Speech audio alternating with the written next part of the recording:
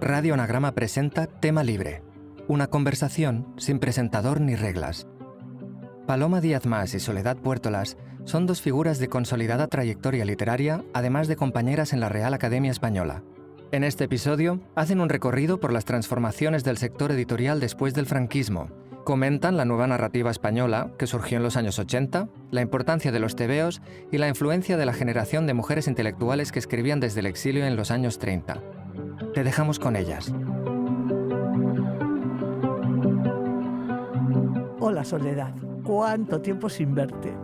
Lo mismo 2 días, porque bueno, nos vemos todas las semanas en la academia y a veces más de una vez, ¿no? Sí, así es. Así que, bueno, nosotras ya tenemos una historia común, que es la academia, y otra historia todavía más común, que es la literatura. Así que, en fin, somos ya tertulianas ya de profesión casi entre nosotras, ¿no? Sí, además hemos coincidido muchas veces en actividades literarias. Nos conocemos desde hace realmente bastante tiempo y además somos compañeras de edición en Anagrama, ¿no? Las dos hemos empezado a publicar más o menos por las mismas épocas, ¿no? Por los años 80, ¿no? Años 80. Pasa que tú eres más joven que yo, Paloma. Esto no lo podemos negar. Y yo además reivindico mi edad porque ya, bueno, en fin, yo también he aguantado más en este mundo.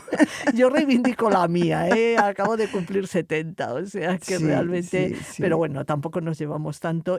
Pero sí que es cierto que empezamos a publicar en un momento que eran esos años 80 en que había una serie de... Bueno, había por una parte como un hambre de descubrir nuevos autores. Y luego había una serie de editoriales independientes, que entre ellas Anagrama, que hicieron un esfuerzo por descubrir y dar a conocer autores, y creo que en ese mismo barco en el que se llamó Nueva Narrativa Española, que ahora es un término que ya nadie se acuerda y nadie usa, entramos muchos escritores que además éramos de distintas generaciones, distintos perfiles, y éramos muchos periféricos, que eso es una cosa curiosa, ¿no? Sí. ¿Cómo lo ves tú esto? Pues es que es verdad, hubo un momento por esos años, a partir de los 80, y que había muchas expectativas con respecto a lo que iban a decir las novelas a partir de los cambios sociales que se habían producido en España. Claro, ya habíamos salido del franquismo, ya estábamos en una era democrática, era el momento en que los partidos políticos empezaban ya a pelear unos con otros, a delimitar un poco sus políticas, y los novelistas fuimos como un objeto que interesó a las editoriales y también a las instituciones. Yo recuerdo perfectamente, porque tú fuiste precisamente responsable de un encuentro que se celebró en Vitoria, que tú estabas allí en la universidad, que organizaste, que organizó la universidad, y el cual fuimos convocados este tipo de escritores, y que estábamos un abanico muy amplio. Estaba Álvaro Pombo y estábamos, yo misma estaba Andrés Trapello también, Javier Marías, o sea, éramos un abanico muy, muy, muy amplio y muy variado, con voces muy distintas. Y hubo más encuentros como este. Quizá el de Vitoria yo lo recuerdo porque lo pasé muy bien. Yo me recuerdo con Pombo cantando canciones de nuestra época, que eran ya pues las épocas éramos ya, en fin, teníamos una experiencia de las guerras, de la guerra civil y de las canciones que se nos habían transmitido nuestros padres, nuestros ancestros, por así decirlo, y lo recuerdo con un cariño tremendo, porque nos divertimos muchísimo. Y yo creo que sí que hubo un momento en que todos estos escritores, en cierto modo, pues pensamos que íbamos a interesar, ¿no? íbamos a tener nuestro público, tuvimos esa ilusión. Sí, bueno, yo recuerdo el encuentro de Vitoria, es que creo que fue donde nos conocimos. Sí. Pero fue con una ayuda del Ministerio de Cultura, y yo era una joven profesora de literatura española en la Universidad del País Vasco, y entonces, bueno, organizamos varios profesores esos encuentros que se llamaron Última Literatura Española, me parece, Fíjate. o algo así, y no solo eran de narradores, también había poetas, también alguien de teatro, Sí, críticos. críticos literarios y entonces, bueno, fue un encuentro y fue, curiosamente, claro, en una ciudad como Vitoria, entonces, en la universidad hubo una asistencia masiva de estudiantes, había 200, 300 estudiantes en la sala y tuvo una repercusión bastante grande, incluso en los medios de comunicación.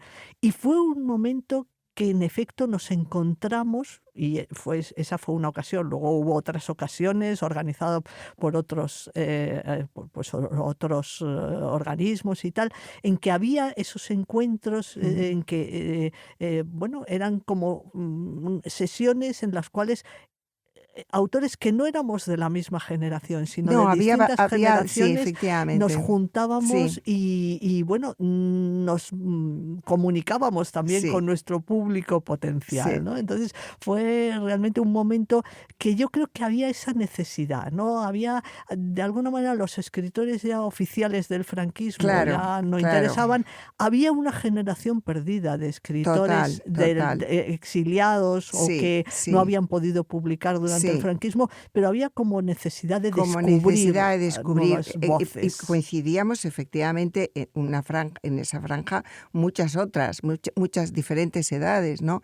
Y a mí, aparte del público, que no recordaba que fuera tan masivo ni la repercusión, yo es que lo recuerdo como algo muy personal de que nos divertimos mucho, ¿no? Sí. Y pues nos llevabais a, pues no sé, Bueno, siendo a del País Vasco, restaurantes, a claro. restaurantes. Pues era una cosa muy novedosa que por ser escritora te invitaran a comer, que fueran amables, que hubiera esa receptividad en la ciudad. Y bueno, y conocimos y hicimos amistades unos con otros, desde Claro, luego, que eso es que también para fue eso servía fundamental, también, claro. para Sí, crear de sí, alguna manera una red sí, sí. de escritores que tenían, eran muy diferentes, pero tenían una relación. Y además, lo que decía yo antes de los periféricos, es decir, muchos escritores de esa hornada, digamos, no vivíamos en Madrid.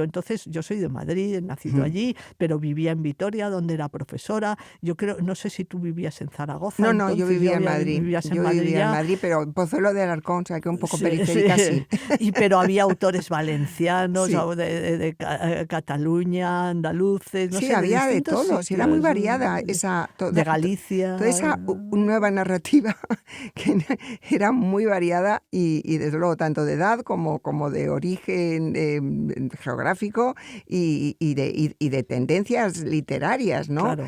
Convivíamos una literatura más confesional, una literatura más digamos que da prioridad a la imaginación y a la fantasía, había poetas, o sea, hay que decir que era muy variado, muy abierto y no había, pienso yo, ese momento no pesaba sobre nosotros la idea de que teníamos que escribir de una cosa o de otra. Predominó un momento de libertad, que yo no sé si eso se ha mantenido. No Sí. sé, ¿tú qué piensas, Paloma? Pues no lo sé, yo creo que es que, claro, ahora se escribe, igual se escribe más, igual se publica más, Seguro. pero sí que es cierto que ha habido unos cambios fundamentales que hacen que, por ejemplo, para un joven escritor yo ahora mismo no sé muy bien las vías para darse a conocer. Supongo ahora mismo está funcionando mucho Internet y la Claro, autoedición, claro. porque ha habido un cambio en unos años que es que muchas de esas pequeñas editoriales independientes que hacían lo que les daba la gana, Sí, y a veces muy lo que les daba la gana y publicaban lo que querían, luego han sido absorbidas por grandes grupos editoriales que ya han claro. marcado sus pautas, Sí, digamos, sus sí. líneas editoriales, etcétera. Sí. Aunque luego siempre surgen nuevas editoriales Sí. pequeñas e independientes. Claro. Entonces esa es un poco... Sí, yo creo que lo que predominaba entre nosotros en aquel grupo de escritores tan variado era que teníamos que queríamos aportar algo, más frescura o una voz nueva a lo que había sido nuestra herencia como lectores de los escritores oficiales últimos, todos los que habían sido pues durante el franquismo más o menos destacados, ¿no? Que había, por supuesto, estaban Delibes, estaba Torrente Ballester, estaba la tendencia también de Goytisolo, o sea, quiero decir que había una... Pero nosotros queríamos, yo pienso que había una situación de abrirnos más fuera de las fronteras españolas, como reivindicando otras tradiciones, cada uno, y más libertad, porque la idea de escribir o literatura social o del realismo social o literatura un poco pues como muy ajena a la realidad, esto ya esa dicotomía no como que era molesta, ¿no? Como que hubiera más gamas, que hubiera más libertad. Y yo creo que ahora ya las cosas son muy distintas, porque nuestro objetivo era escribir libremente, por lo menos el mío, desde luego, estaba buscando mi voz. Y ahora yo pienso que más que la voz lo que se pretende es vender. O sea, que es que ahora se ha pasado el objetivo del bestseller, el objetivo a ver qué le interesa a la gente, mientras que yo creo que en ese momento, particularmente para mí, pero yo también pienso que estaba en el aire, ¿qué puedo yo decir? ¿Qué quiero yo decir a esta sociedad, a estos individuos que están como yo, habiendo recibido un legado, habiendo vivido unos años muy grises, como había sido el franquismo, y sin embargo ahora abriéndonos al mundo, ¿no? O sea, que era mucho más personal la motivación, pienso yo. Por lo menos es mi sentir, tanto de mí misma como del espíritu que creo que predominaba entonces. Sí, luego sobre todo nuestras influencias literarias yo creo que eran muy variadas. Claro. Es decir, todos habíamos hecho el bachillerato y habíamos leído los autores del realismo, yo que sé, claro. Aldós o los de la generación del 98, pero luego cada uno había buscado también su plan de lecturas, que eso es fundamental para un escritor. Claro. En mi caso, por ejemplo, pues claro, yo empecé a publicar cuando era una joven profesora universitaria y eso me parece que se nota muchísimo en mis obras hasta 1992. El primer libro es El rapto del Santo Grial, que es con el que empecé a publicar porque quedé finalista del primer premio Herralde, y entonces es un libro que tiene unas referencias a un tipo de literatura como muy extravagante, que es el romancero. Es decir, yo me había interesado mucho por investigar y por estudiar el romancero, y entonces ahí hay como una incorporación de elementos del romancero, que es una literatura extracanónica, como base o como fuente de inspiración de esa creación literaria. Pero otro podía tener otra fuente de inspiración, otras lecturas, otras sensibilidad literaria, y creo que es un panorama como muy variado, ¿no? Muy variado, sí, efectivamente. Yo creo que cada cual nos definíamos de una manera distinta y con tradiciones que habíamos escogido, ¿no?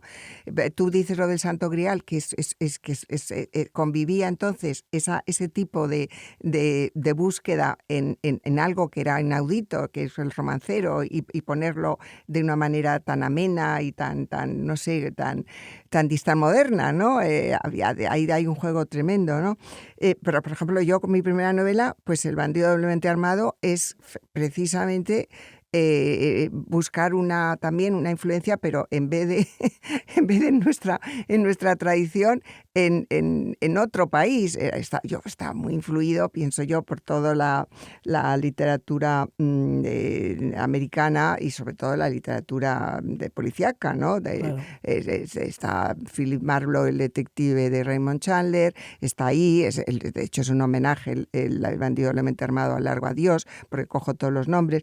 No localizo ninguna la ciudad, invento nombres, o sea que eso rompió mucho, y eso me recuerdo muy bien que Javier Marías creo que escribió un artículo, porque como él escribía mucho y era muy, muy teórico también, ¿no? de lo que estaba pasando, siempre le gustó, y dijo, bueno, pues es que ahora nosotros los escritores no tenemos por qué hablar de lo que pasa en nuestro barrio, y me citaba a mí, muy, muy, muy generoso, decía, así Soledad Puerto tiene una novela que se llama Burdeos, y yo localizo mis novelas muchas veces en Inglaterra, en Cambridge, en fin. O sea, quiere decir que hemos ampliado, nos hemos concedido muchas libertades, que yo creo que creíamos o pensábamos que otros escritores de otras generaciones, dadas las circunstancias, se sentían más obligados a denunciar la realidad que había o a salir de ella de otra manera. Nosotros ya como que queríamos disfrutar muchísimo de la libertad. Sí, creo que los potenciales lectores también esperaban eso, porque si te acuerdas ese surgimiento de la nueva narrativa y ese auge de la nueva narrativa vino después de un momento en que los lectores acabaron saturados de ensayo político. Claro, Sí, claro, claro. o sea, realmente hubo en esos primeros momentos de la transición política, se dio mucha cancha al ensayo político, a las Claro, cosas que no se podían haber publicado exacto, antes. Y exacto. entonces llegó un momento en que ya la gente Sí, tenía ganas de leer novelas, caray, de claro, leer claro, ficción, claro. de Sí, abrirse a unos mundos ficticios que pueden servir también para interpretar la realidad y que pueden también despertar conciencias. Es decir, hombre, por supuesto. no es la idea de que la Sí, ficción no sí. tiene por qué ser alienación, ¿no? No, Sino claro que todo lo no, claro, contrario. Es claro. una forma No. distinta de ver y de analizar la realidad, Sí, ¿no? y de descubrirla, ¿no? Y de ver nuevas facetas. Sí, yo creo que hubo una confluencia de nuestra, claro, como es lógico, porque la sociedad es así. Estábamos nosotros, un grupo variado de escritores, buscando cada cual nuestra voz, y dentro de que es un panorama que internamente se había abierto porque era un mundo ya que aspirábamos a la libertad, y luego los lectores, claro, que los lectores también buscaban otra cosa, buscaban esa imaginación distinta, porque había esta saturación política, que yo creo que la hay todavía, ¿no? Sí, bueno, eso digamos que es Eso una cosa que va y viene, va y va y viene, va y viene, viene. va y Ahora la estamos viene. padeciendo, pienso yo. Pero en todo caso, allí se alentó un poco la libertad personal. Luego, es que luego está lo de la crítica, que va por otro lado, porque los críticos pues siempre quieren pues, que haya mucha conexión entre la literatura y la sociedad, ¿no? Parece que esto es algo que priorizan. Pero que los lectores querían explorar también nuevos mundos, estaban deseosos de que no tener que recurrir a autores extranjeros para descubrir pues que la vida es mucho más de lo que ocurre en el salón de tu casa. Pues sí. Una cosa, has mencionado la crítica. ¿Te influye la crítica? Trato de que no, porque la verdad que trato de no leerla, más que cuando es favorable, claro. Cuando es favorable sí, porque te alegra el día, ¿no? Pero, ay, no sé, la crítica, no, yo no lo sé. Supongo que es difícil decir un no tajante, pero pienso que la crítica depende del crítico, pero influir, es que ¿cómo te puede influir una opinión de los demás cuando tú ya estás en una línea? Yo veo que no le veo que tenga un peso. Te puede influir en la vida, sí. En la vida sí, una buena crítica te anima. Y eso ya es mucho, eso es muchísimo, porque de esa animación puede surgir pues nuevas ganas de escribir ese día más tiempo, por así decirlo, con lo cual eres más productiva.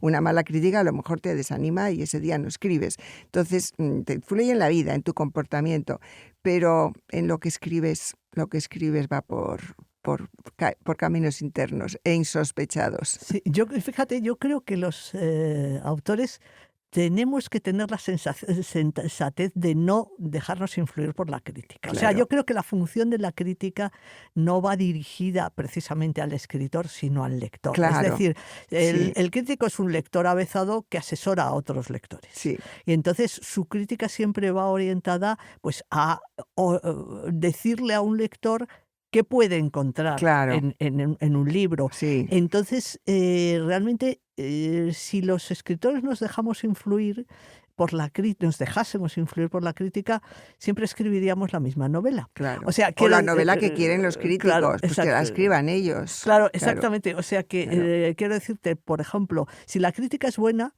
existe la tentación Sí, sí, de repetir la fórmula. Como claro, esto me ha funcionado, pues voy a seguir sí, escribiendo lo mismo. Y si la crítica es mala, realmente te coarta. ¿Por qué te vas a dejar coartar, ¿no? Por una crítica. No, es una tontería. Es decir, no voy a escribir así porque me lo han puesto mal. Porque además, de una manera, también la crítica tiende a ser conservadora. Es decir, el sí. crítico se basa en sus lecturas Se basa en previas sus y lecturas, claro. espera y contrasta sus lecturas eso previas es. con lo que tú has escrito. Con lo que quiere es que encaje eso en sus esquemas. Entonces, Claro, de alguna pues no manera, siempre. cualquier innovación Claro, lo que no choca encaja, con eso. lo que no encaja en sus esquemas, no sabe qué hacer con ello, entonces, pues no. No, yo creo que no, verdaderamente no creo que haya escritor a no ser que sea un escritor que quiera directamente contentar al crítico X, al crítico Y, porque será pero ya eso es una cosa organizada y premeditada, pero en general el escritor, ¿cómo se va a influir por la crítica? Tiene un mundo propio que le puede afectar a la vida, pero no tanto a la literatura. Sí, o sea, la crítica creo que tiene más que ver con la difusión y la promoción Claro, del libro claro, que con el proceso claro, de escritura. Entonces, sí, porque lo has dicho muy bien antes y me ha gustado mucho lo que has dicho, que se dirige al lector. Eso es un poquito peligroso, pero es verdad, ¿eh? Pero aquí la crítica manipula al lector, le dirige. sí, claro. Y es así, y eso tiene que saberlo el que la escribe. Yo lo poco que he escrito de crítica, que escribía a veces he escrito sobre novela extranjera, nunca sobre novela española. Bueno, alguna vez lo hice, pero comprendí que no podía porque vi que no, que es que no puede ser, sobre todo antiguos sí, claro, muertos. A mí dame muertos para escribir, pero vivos no puedes porque es que tú eres escritora y no puedes. Entonces, yo lo que trataba era explicar muy claro mi punto de vista. ¿Por qué me gustaba a mí? ¿Por qué me gustaba a mí? ¿Qué me había conmovido a mí? Por si alguien quería, si alguien se identificaba con mi punto de vista. Pero muchas veces los críticos dictaminan sin explicar de dónde sale eso. Y entonces ahí sí que hay una dirección, dirigen al lector. Supongo que sí, pero bueno, de todas formas yo creo que tenemos que escribir a nuestro aire. Por supuesto. Que es lo que hemos hecho toda Hombre, la vida y claro. mira, no nos ha ido mal. No, bueno, nos ha ido pues estupendamente, ¿eh? ¿Quieres que te diga? Aquí estamos las dos. Oye, una cosa, ¿tú recuerdas cuando empezaste a escribir? ¿Que recuerdas desde cuándo escribes y cuándo empezaste a escribir? Lo que recuerdo, porque lo tengo muy unido a la lectura, el hecho de escribir. Entonces, sí recuerdo que leía cuentos y me leían cuentos, ¿no? Hubo un cuento que me leyeron hasta la saciedad porque yo estaba enferma de tifus y claro que era una enfermedad mortal, vamos, pero Sí, nos salvamos muy grave. por la cloromicetina que vino de extraperlo, todo esto. Mi madre y yo estábamos. Entonces ahí me leían un cuento de la gallina petirroja, que se llamaba, que es un título que es como tipo Patito Feo, claro, sugiere, ¿no? Y a mí me lo leían y yo no quería más que ese cuento. Entonces luego me lo aprendí de memoria y entonces luego localicé las letras, al parecer estuve pues no sé cuántos meses estaría y leí. Y entonces para mí leer es escribir, porque inmediatamente que pude leer, dije, pues si alguien escribe este cuento, yo también puedo escribirlo. No recuerdo exactamente, pero sé que escribí muy pronto. O sea, porque decir, oye, ¿quién ha escrito este cuento? Pues un ser humano, como yo. Bueno, el ser humano yo era muy pequeñita, pero que enseguida que cobré conciencia de eso y escribía unos poemas bastante truculentos, porque yo creo que a los niños les gusta sí, lo truculento, yo mismo. Claro, y a los adolescentes entonces eran bastante truculentos, muchos de fuego, de cenizas, y no me atrevía a enseñarlos, pero alguna vez se lo enseñaba a mis amigas, pues a mí pequeñas que éramos, y les encantaba, porque de cenizas, que si hay un incendio aquí, que si no sé qué. O sea que sí me recuerdo como muy pequeña escribiendo y contándoselo a mis amigas y todas celebrándolo mucho porque nos gustaba esa truculencia. Sí, bueno, a mí me hace gracia eso que dices de la relación entre las letras, la lectura y la escritura, porque el primer recuerdo de cuando empecé a escribir es de cuando yo todavía no sabía leer.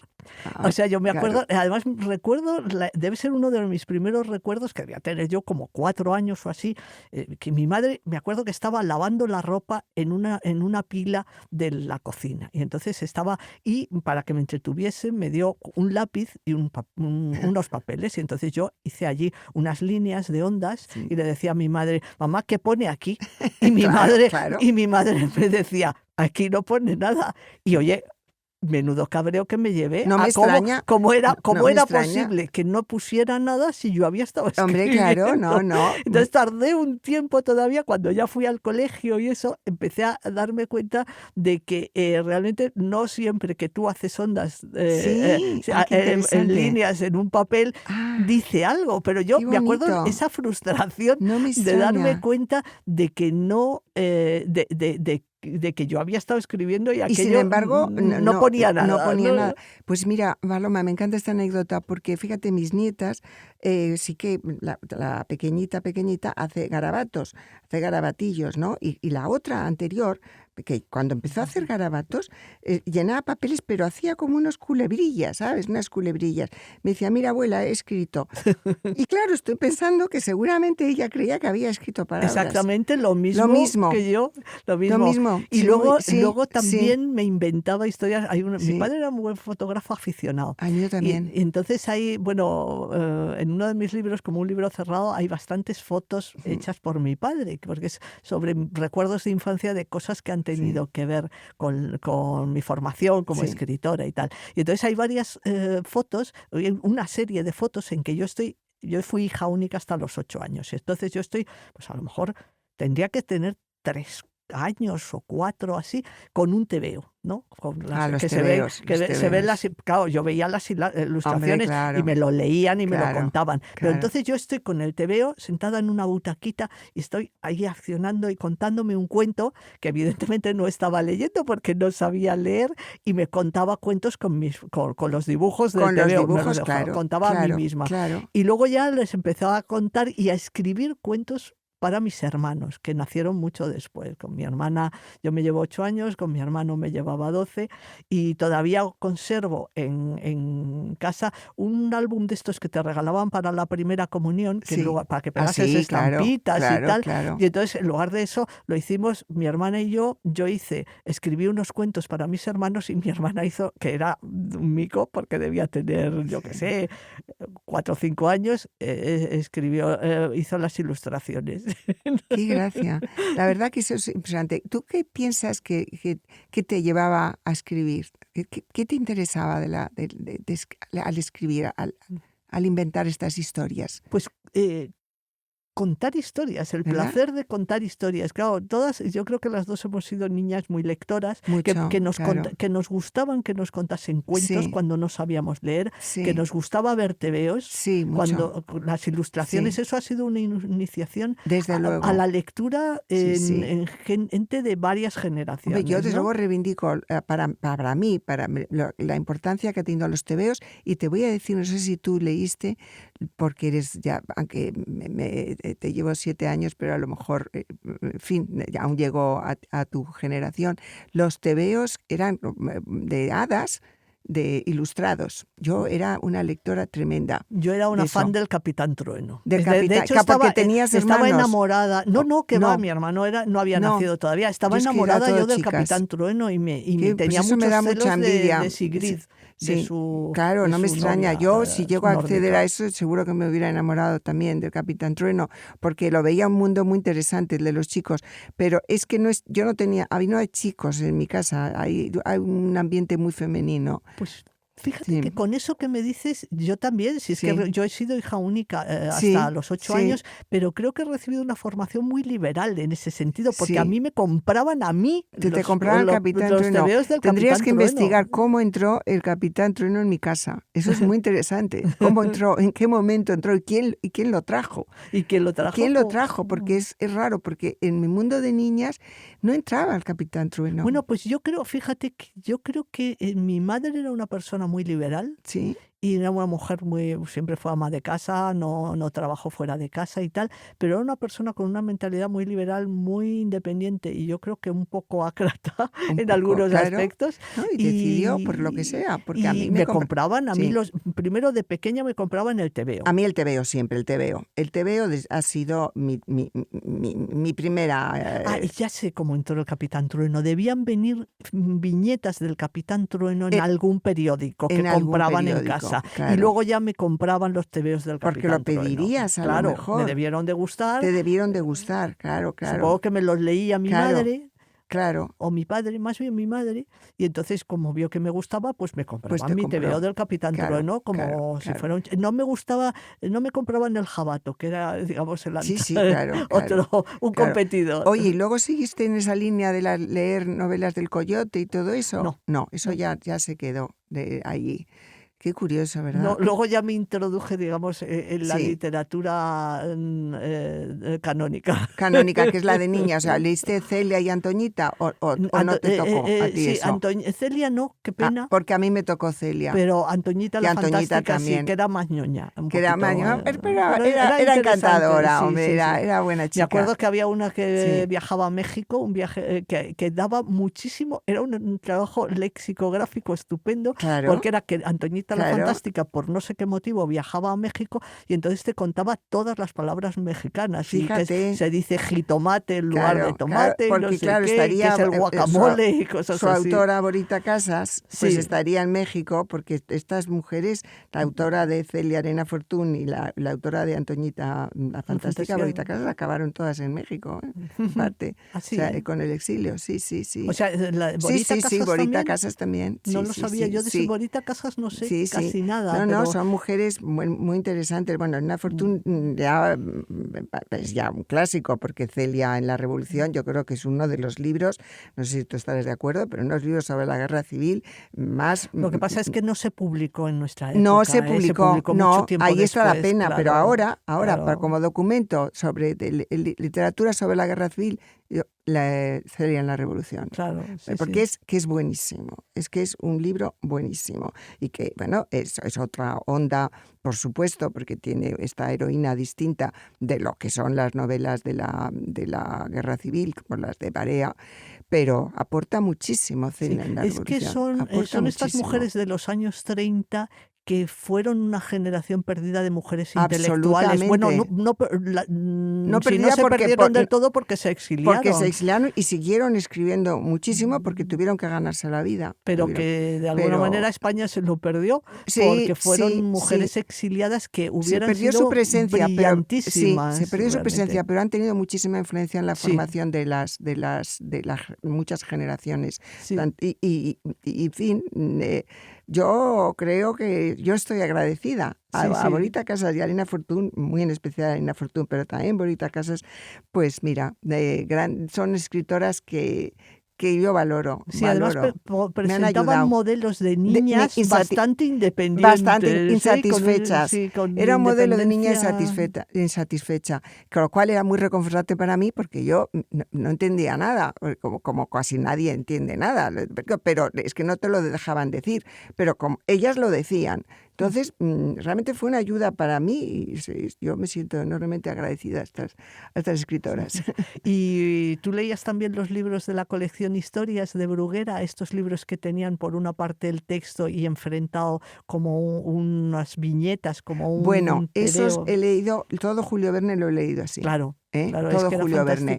Julio Verne yo no podía leer la letra porque habiendo la viñeta pues era mucho mejor, era mucho más divertido para mí. Yo es que hacía un ejercicio de crítica textual. Claro, entonces, tú ya apuntabas a la filología, ya apuntabas. Porque yo leía el texto y luego leía las viñetas al revés. Claro. Y me enfadaban bastante porque, claro, las viñetas el texto estaba reducido y había cosas que estaban modificadas. Y aquello como que me perturbaba.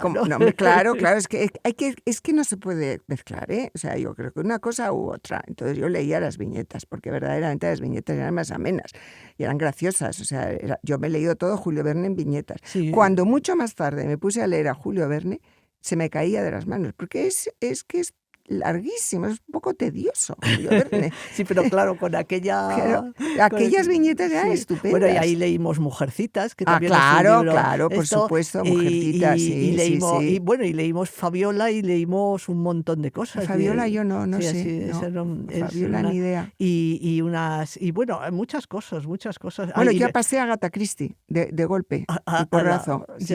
Pero ya enseguida pasé, o convivió conmigo Agatha Christie, porque Agatha Agatha Christie es muy elemental en su literatura, en su manera de escribir. Entonces, oye, me apasionó, ahí me apasionó mucho ese crimen como de jugar al ajedrez, que ese es el divertido, para leer, no digo en la vida para nada, ¿no? Pero digamos para leer, ¿no? Y ahí sí pasé yo. Sí, lo cierto es que, bueno, esas lecturas yo creo que te marcan y marcan o sea, realmente se dice que si toda escritura es autobiográfica, que si no. Y a veces nos olvidamos que parte de la autobiografía de un escritor son los libros que has leído. Los libros que has leído. O sea, no solo las cosas que te han pasado, ¿no? Porque los libros que has leído y donde te has sentido, en cierto modo, vinculada, ¿no? Que te han enseñado algo de ti misma que te tenías o más oculto o que no te atrevías por varias razones, porque tú no lo querías reconocer, porque pensabas que no debería ser expuesto, o sea, que te han animado, te han acompañado y animado, ¿no? O sea, sí, que te ayudan a desinhibirte también, ¿no? Como escritora. Exactamente. ¿No? O sea, esto también se puede escribir, esto se puede también. Es decir, hay distintas maneras de decir esto, ¿no? Sí. Ese tipo de cosas. Sí, por eso la lectura es verdad que te abre muchísimas puertas mentales, ¿no? Porque eso te enseña otras maneras de estar en el mundo y de expresarse. Te alienta, en definitiva te alienta. Sí, a mí, por ejemplo, me ha influido mucho el ser profesora de literatura, sobre todo porque a mí, cuando llegué a la Universidad del País Vasco, me asignaron dar clases de literatura en una época que justo era lo que yo me había gustado menos y me había interesado menos, que era el Siglo de Oro. Entonces me tuve que leer en todos los años que fui profesora un montón de obras de la literatura clásica española que nunca me hubiera leído por mi gusto. A ver, yo qué sé, tú te hubieras leído el diálogo de Lactancio y un arcediano. Es que no lo he leído. Es que no lo he leído. Pues es interesantísimo. Sí, seguro. Me queda mucho tiempo todavía de vida. Erasmista de Alfonso de Valdés, que es una crítica a la corrupción de la Iglesia. Una cosa, y yo qué sé, cosas. Entonces, claro, eran cosas que yo tenía que leer para explicarlas a mis alumnos, porque eran obras importantes de la historia de la literatura, que pensaba, madre mía, y yo me tengo que leer todo esto. Y lo cierto es que eso ha influido luego en mi forma de escribir. Se te nota porque manejas, ¿no? Manejas como esa confianza en que eso está leído. Sí, no. Eso yo no he tenido esa formación y, bueno, en cierto modo la he añorado, pero es que yo soy poco investigadora. Soy muy pues a ver, no sé por qué soy tan poco investigadora. Bueno, pues que te gusta más leer y escribir, eso está muy claro. Si es que la investigación es una cosa que es vocacional. Es vocacional, pero de alguna manera también implica, claro, es el carácter. Y a mí tengo muchísima fe en... Si algo tengo de fe, porque ya no sé la fe que tengo, pero un poco en lo instintivo, en lo sorprendente, en lo vivo, ¿no? Pero es verdad que lo vivo también esta vez en los libros la antiguos. Vida está en la literatura. La vida está en todo. La vida está en todo. Y leer literatura de otras épocas te hace asomarte a la vida de otras épocas. Absolutamente. Bueno, pasa como cuando yo descubrí muy tarde, porque yo hice ciencias en el bachillerato. Hice ciencias, pues Dios sabe por qué. Bueno, pues como una historia un poco rara, porque, bueno, pues por eso, pues por llevar la contraria, supongo. Y ciencias, y más me gustaba un poco la física, me gustaba las matemáticas también, la química era divertida, y sin embargo lo del latín y el griego una tontería, porque me hubiera venido muy bien, porque el latín sí me gustaba también, pero el griego ya todo esto me parecía, que eso ya me lo sabía yo, que la lengua ya era cosa mía, que ya era cosa, no tenía yo. Error, claro, como comprenderás, eso es error. Y entonces he leído muy tarde los libros de clásicos, de la Ilíada, la Odisea, y me han parecido fascinantes. Si te cuento cómo leí yo la Ilíada y la Odisea, lo leí porque me suspendieron lo que ahora sería la EBAU, que era, pues entonces era el preuniversitario, era un examen de acceso a la universidad. Entonces yo me tenía que examinar de latín y de Sí. griego. Había ido arrastrando a trancas y barrancas, porque a la diferencia de lo que hiciste tú, yo cogí el bachillerato de letras y luego odiaba el latín y el griego. Que eran y en cambio me encantaba la biología. Claro, Pero bueno, claro. entonces resulta que allí fui arrastrando el latín y el griego, y cuando llegué al examen de esto me suspendieron, sobre todo por el griego. En griego me pusieron, había que traducir un pasaje, no sé si de lo que te tocase, de la Ilíada o de la Odisea, y en latín de la Eneida. Y entonces resulta que me pusieron un 2. O sea, muy bien, muy digno. Sobre 10. Y entonces yo dije, vamos a ver, yo no voy a aprender en griego en un verano, porque me tenía que examinar en septiembre. Entonces, ¿qué hago? Como eran textos de la Ilíada y la Odisea y de la Eneida, me tiré todo el verano leyéndome una y otra vez la Ilíada, la Odisea y la Eneida, la Ilíada, la Odisea y la Eneida, hasta que ya casi me lo sabía de memoria. Claro, yo ya porque se pega, porque es muy pegadizo. Claro, yo soñaba con Hera, con sacrificios a los dioses. Cuando leí, es que se mete. Y entonces, claro, ya cuando llegué al examen, pues con 2 palabritas ya identifiqué, este está el pasaje, ya me tenías, sirvió. Ya me sirvió casi no es que me lo supiera de memoria, pero un poquito, ¿no? El tono, porque tienen un tono, tienen un ritmo. Más o menos qué pasaba ahí en ese pasaje, allí, ¿no? Y luego pues la manera en que tienen, aunque claro, al traducirse, pues supongo que leerlo en sus propias lenguas pues es distinto, pero bueno, al traducirse yo creo que todos los traductores sí que han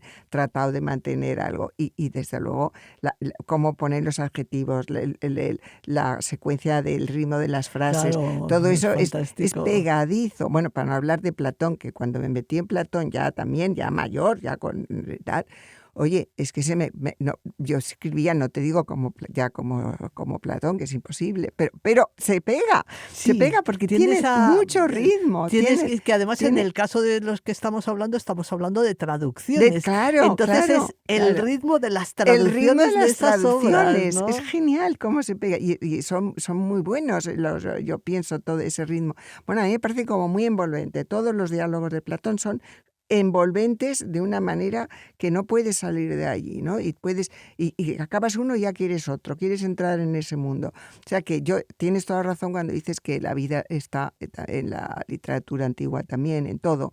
La vida está allá donde ha querido estar. Donde hay seres vivos. Donde hay seres vivos que se hayan manifestado, ¿no? Que hayan querido manifestarse y la encuentras y de repente se estableces un vínculo con ellos. De la misma manera puedes establecer un vínculo con una persona con la que te tropiezas un momento por la calle, le pides perdón y te sonríe. Entonces, esto para mí me alegra el día. Una sonrisa de un desconocido. Y es que maravilla, en vez de un gruñido, que es que muchas veces lo que te llevas, ¿no? Que entonces tratas de olvidarlo y dices, vaya, qué desastre. Pero cuando te sonríe una persona por algo que has hecho, una torpeza, un camarero que se te ha caído el café y dice, no pasa nada, no sé qué, eso es maravilloso. Eso me gustaría unir, captar ese hálito de vida y ese vínculo que se establece con que es en definitiva el mismo vínculo que establecemos de repente con un héroe leyendo o uno de estos maravillosos que dialogan con Sócrates, cuando de repente se sientan bajo la sombra del árbol y dice, y Sócrates, ¿tú qué piensas de esto? Porque no sé qué. Y de repente tú estás ahí también. Sí, a la sombra. A la sombra, bajo un árbol. Pero, ¿hay algún escritor que te hubiera gustado conocer personalmente de otra época? Yo nunca he sido de conocer a los escritores, no. Sí, en principio, pues conocer a lo mejor de lejos. Yo creo que hablar con... Es que sé cómo somos los escritores y somos de una manera que es casi intransferible. Por lo menos los escritores que me interesan creo que no nos diríamos nada. Entonces, no tengo esto. Fíjate, yo me pasa un poco lo mismo, porque yo creo que además los escritores no siempre están en modo escritor. No, es decir, claro. Muchas veces conoces a un escritor y como que no te dice nada. Porque no está para decirte en ese momento. Y si conociésemos a los grandes clásicos, probablemente a lo mejor nos parecían unos desgraciados. Pues seguramente. Lo único Sócrates bajo el árbol, yo eso lo veo bien. El único que yo creo que sí que me hubiera atrevido y me hubiera hubiera gustado. Pues sí, pues debe ser pasar una tarde conversando. Y hoy en el foro, ¿qué han dicho, Sócrates? ¿Y a ti qué te parece esto que me ha dicho mi hijo, mi nieta? Y tú, pues mira, no sé qué tal. Eso sí. Una tertulia con Sócrates. Una tertulia, yo creo que eso es casi lo único que sí que me Yo quizá lo apetecería. único que me hubiera gustado conocer es a Cervantes, porque me gustaría saber si en su vida personal o en su forma de, digamos, de relacionarse con los demás, tenía el mismo sentido del humor que cuando escribe. Claro. Porque lo cierto es que una de las sí. cosas fascinantes de Sí. Cervantes es que siempre hay Ay, un desde trasfondo luego. de humor. Ese distanciamiento de... Sí, y un distanciamiento irónico. Irónico, Entonces, pero sí. igual resulta que conoces a Sí, Cervantes y mejor dices, no. vaya tío más oso. A mí me daría miedo conocerle, pero yo creo que lo que dices es que, mira, es tan excepcional, tan delicado y tan profundo, tan exquisito y a la vez tan, vamos a decir, para todos, ¿no? Es lo que hace Cervantes, que conocerlo, pues... Igual nos decepcionaba. No cabe en una persona. Bueno, no lo sé. Yo no... Creo que no deberíamos conocerle. Sí. Creo. Bueno, en general hay grandes artistas que es mejor no conocerlos. Ves un cuadro de Caravaggio y dices, qué fantástico, es un escritor. Y luego era un asesino, un delincuente y un tío de lo más siniestro. No, una cosa es la que... obra en la que ha expresado todas esas ambiciones, ilusiones, sueños y frustraciones. Hay alegría, hay dolor en la obra.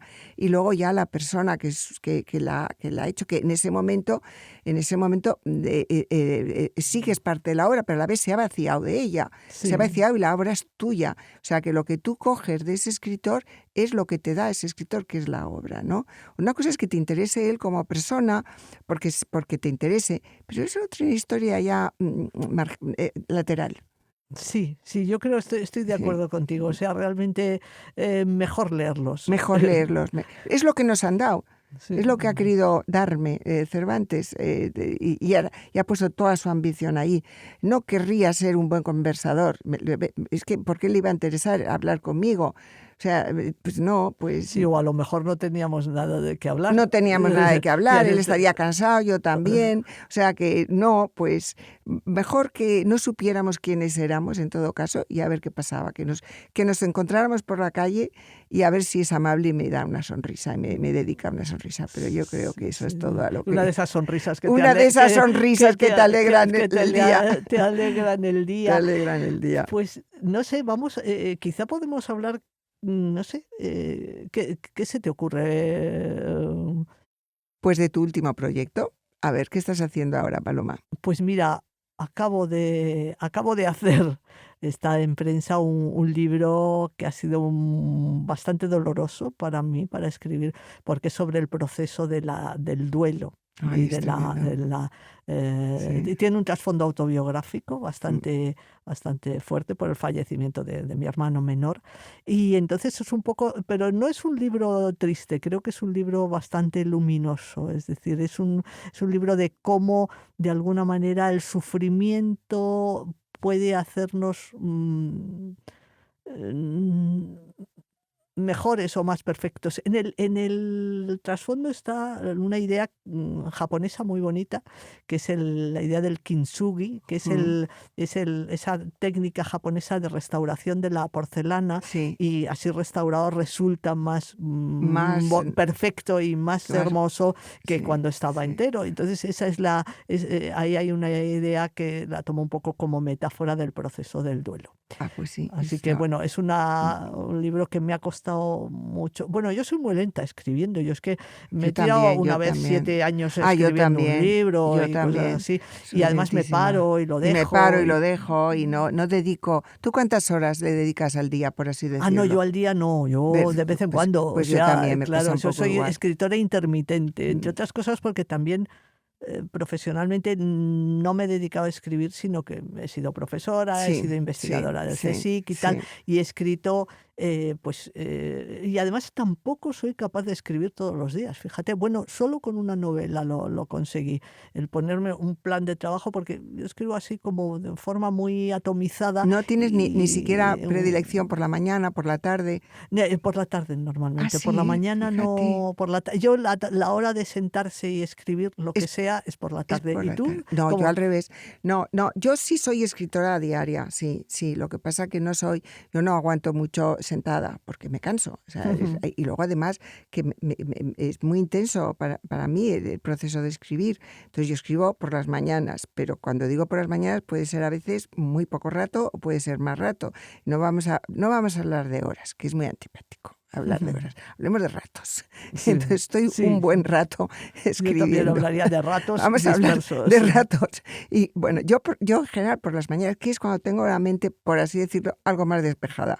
Entonces sí, y me levanto ya con muchas ganas de arreglar lo que tenga que hacer en la casa, pim, pam, tal, las cosas, no sé qué, ropa, lavadora, ver lo que hay de comer, lo que sea, tal. Como Y la vida la cotidiana se vida integra en la cotidiana, sí, sí, literatura sí, y al revés. a despejar un poco todo, sacar a la perra, que eso también tenemos una cosa en común, Paloma con el gato y yo con la perra. Entonces sacar a la perra y ya poderme poner a escribir. Y estoy deseando, porque yo el rato que me pongo a escribir es de felicidad, porque es que ya estoy centrada en lo que verdaderamente me gusta y quiero. Con lo cual, sí, yo todas las mañanas, de una manera u otra, giran en torno a lo que estoy escribiendo. Ya por la tarde, algunas veces me pongo a escribir, pero en general, pues eso, hay muchas cosas que hacer, pues uno encargo cosas de la academia que también nos lleva Sí, cosas, cositas. coloquios, no sé qué, pero vamos, cosas relacionadas con la literatura, pero no ya con lo que escribo. Leer, luego yo soy buena costurera, buena, vamos a ver, soy también nadadora, o sea, es decir, hago cosas, yo no me dedico solo, no me considero, nunca me he considerado una escritora profesional, nunca. Nunca. Primero porque no vivo de la literatura estrictamente, de los libros. Los libros, pues... Bueno, eso es difícil. O Eso sea, es difícil. normalmente Es difícil. Sí, sueles bueno, claro. tener que hacer otras actividades, Sí, ¿no? sí. O sea que Porque hay muchas cosas salvo que alrededor. seas un autor muy comercial o Y lo que además sea. la idea de vivir, de ser profesional de la literatura es una idea un poco ajena a mí, porque es una profesión, es una vocación, es un deseo de hacer algo que no está tan reglamentado como otras profesiones. Es que yo creo Claro. que el dar, por ejemplo, a mí personalmente, el dedicarme a otras o sea, el vivir Sí, de otras cosas, de dar sí. clase, de la investigación y tal, cuando trabajaba en el Consejo Superior de Investigaciones Científicas, me ha dado mucha libertad a la hora de escribir, Claro, porque yo claro. no tenía que escribir para Exacto, ganarme la vida. exactamente. A mí eso me parece importantísimo. Yo eso y a los pocos consejos que que he dado, aunque siempre piden, un joven, ¿qué me aconsejaría? Los pocos consejos que he dado, me digo, mejor es no dar consejos, tú verás lo que te conviene y cómo quieres plantear tu vida. Eso, yo, en fin, plantear la literatura como un modo de ganarse la vida, yo no lo aconsejo al escritor que es como yo, que quiere buscar algo que distinto que aportar o algo suyo propio que aportar o que una forma de expresar. ¿Por qué escribes? Pues escribes porque tienes esa necesidad de contar una historia que te explique un poco, ¿no? Entonces, eso no es una profesión, eso es una cosa que la tienes dentro y yo el consejo que he dado, no trates de vivir de la literatura, haz búscate una profesión y escribe y ya irás viendo. Sí, escribir en libertad y sin presión. Y sin Y sin presión. miedo a la página en blanco. Eso Yo que no se le dice, tengo claro, ningún miedo. que pues, tienes Claro, miedo a la página en blanco claro, cuando tienes cuando obligación tienes de obligación. escribir. Es una pero pregunta si que no, me han hecho y me la hicieron hace muy poco, otra vez, que hacía tiempo que no me la hacían, me la la hacían página en antes. blanco La es un página en clásico en blanco las es un clásico en las entrevistas. entrevistas. Y me la hicieron hace muy poco. ¿Tiene miedo a la personalidad? Pues no. Si Pues yo no, escribo, pero escribo, y que si no escribo escribo, no. exactamente, porque a mí nadie me obliga, o sea que yo tengo la página en blanco, pues bueno, pues la relleno. Claro, y si no Y se si me no ocurre mañana, nada, y me si voy a no, pasear a la me voy a perra pasear a la o a perra. acariciar al gato.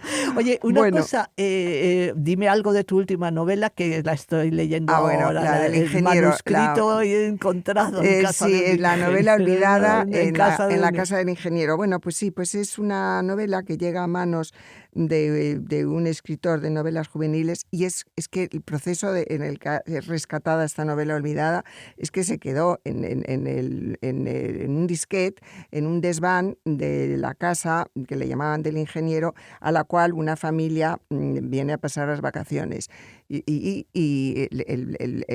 el padre de familia, que también es ingeniero como aquel otro, pues descubre que este ordenador, descubre los disquetes y dice, pues aquí parece que hay una novela que se llama Leonor, vamos a ver qué pasa, o sea, tal. Y consigue el papel adecuado, la impresora, tal, y la edita, y le echa una ojeada y dice, oye, pues a lo mejor también su mujer, que es muy buena lectora, como suele suceder en estos casos de los ingenieros, la mujer suele ser la lectora, aunque hay ingenieros que leen, pero bueno, le gusta mucho, contacta con un primo suyo que es muy culto, el primo culto se la pasa a este personaje que es el que recibe la novela y dice, pues sí, me gusta, esto me gusta, se interesa por ella y decide reescribirla, como hacerla suya, y así finalmente es como llega al lector, reescrita por él, pero respetando lo que es esa novela y por qué le ha gustado, que es un poco es una novela más juvenil, una novela escrita por una mujer, y es una novela pues que él no hubiera escrito, pero que se la ha encontrado y le ha interesado. Sí, no, me gusta, bueno, lo que voy leyendo es ese juego entre distintos autores, porque en realidad es una novela que tiene distintos autores y distintos lectores, y de alguna manera leemos el resultado de varias reescrituras. Sí, ¿no? pienso que sí. Así que... Pues nada, Paloma, yo creo que se nos acabó el tiempo de esta tertulia. Fíjate que nos parecía que cómo vamos a hablar tanto tiempo, pues mira, hemos hablado. Y ha sido un placer, y además creo que lo hemos pasado bien. Yo creo que muy bien, Paloma. Hablar de literatura es siempre bonito. Eres buenísima contertulia. Pues lo mismo digo. Vale, pues muchas gracias. Hasta otra.